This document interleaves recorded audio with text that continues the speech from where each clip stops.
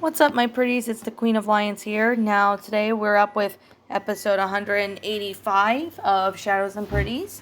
The last episode I talked about was I Yabba Dabba Do, which was a Flintstones special that came out in 1993. This one also came out in 1993 called Flintstones Holly Rockabye Baby. So, this is a sequel to I Yabba Dabba Do, and this one takes place after Pebbles and Bam Bam get married and they move to Holly Rock, which is basically a spoof of Hollywood, where Fred and Barney end up both working overtime for Mr. Slate, and Wilma and Betty now own a food delivery service called Bon Appetit. To much to Fred's disgust, Wilma is not there to cook for him, so he cooks on his own TV dinners as well as Barney's. So, so this, is a pretty good sequel, and I definitely would have to say, it's based on the 1960s classic series, The Flintstones. It first aired on ABC on December 5th, 1993, and it is a sequel to I Yabba Dabba Do. So The Flintstone Family Christmas is a sequel to that, which it aired less than 2 weeks on the same channel, but A Flintstone Family Christmas, I will be doing a review on that sometime near Christmas time.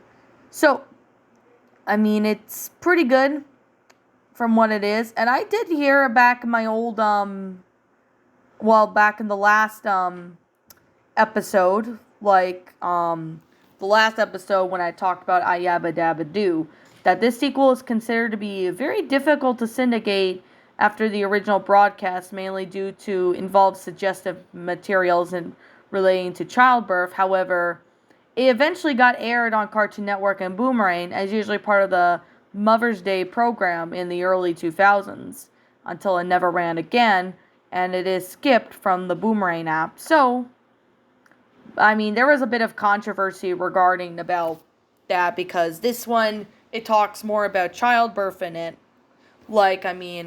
You could probably understand, that there was a lot of controversy regarding this one. And there was controversy regarding it, so yeah, I just wanted to get the controversy part about this one out of the way. I find it to be pretty nice that they did childbirth pretty well in this, and they were able to handle this. I know some kids' movies and shows, they mainly do that, but at times they just really don't really show pregnant women really much in these movies. Well, sometimes they may, because, sometimes they could get away with it. I guess it depends on the subject matter, depends on the cartoon or movie or whatever. So, anyways, I'm going to go on with more of the plot of this, movie, for those who haven't seen this movie in a long time and would want a refresher, and for those who have not seen this movie yet. So, on the day the Flintstones and the Rebels go to Hollywalk to visit their children, Bam Bam and Pebbles, who are now living together, Bam Bam is trying his luck at becoming a screenwriter, while Pebbles reveals that she's pregnant with her and Bam Bam's first child. So during the visit, they drive Pebbles and Bam Bam crazy, telling them what to do now that Pebbles was going to have a baby. While meanwhile, Fred and Barney try to help Bam Bam sell his script, but ends up in a mess with a robbery of a giant pearl when it was mistaken for a bowling ball. Big Rock then sends his henchmen Rocky and Slick to recover the giant pearl, but Fred and Barney manage to get the tickets out of tapping in at the ABC studios in hopes to sell Bam Bam's script. So Fred and Barney encounter Shelley Millstone in hopes for her to have Bam Bam's film, but it doesn't go well, and the security guard is called to eject them. So a chase begins throughout the ABC studios, and they eventually get thrown out. While meanwhile, Wilma and Betty are designing the nursery when Pebbles reveals that she is attending to a premiere of It Came From the Tar Pits, starring Craig Cragmore.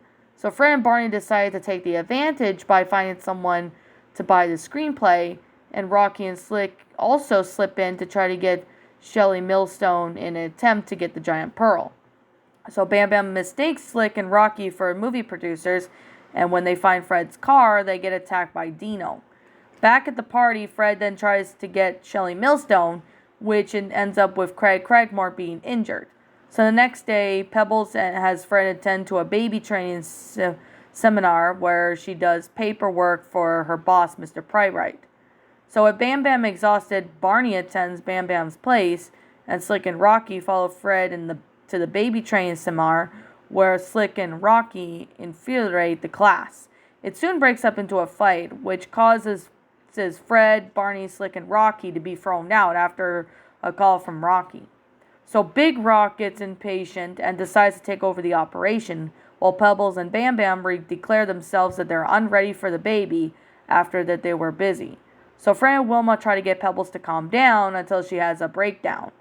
So the next day, while Fred apologizes to Pebbles for being too helpful, Pebbles attends the baby shower, which her maternal grandmother, Pearl Cyclopole, also attends. So Pearl sends Fred and Barney to get the baby supplies at the grocery store, and they ended up getting a lot of maps to the stars' homes, and they decide to take another shot at Shelley Millstone. So later that night, Fred and Barney sneak into Shelley's property to distract the guard dogs. Rocky and Slick show Big Rock the house where Fred and Barney are staying, mistaking Pearl for Fred. They abducted her. So the next morning, Fred confesses to Bam Bam that he lost the script in Shelley Millstone's yard, but they soon return a call from Big Rock, who demands a giant pearl in exchange for Pearl Cyclopole's freedom. So they are forced to give him the pearl in exchange, so they disguise the bowling ball as a pearl just to forget the giant pearl. Well, Pebbles goes into labor, and they drive the bus towards the hospital to Big Rock, who is the real bus driver. The painter of the bike then drives of the bike, like the bus is borrowed, and then the high-speed chase, which attracts the local cops. When Fred makes it to the hospital, and Pebbles is taken in the hospital fast, Big Rock, Rocky, and Slick catch up to them, and Bam Bam arrives to take them down as the cops, arrested the crooks. So later, Pebbles gives birth to twins, Roxy, who has muscular strength like her father, and Chip, who has Grandpa Flintstone's mouth. So beginning that he's never chip off the old Flintstone.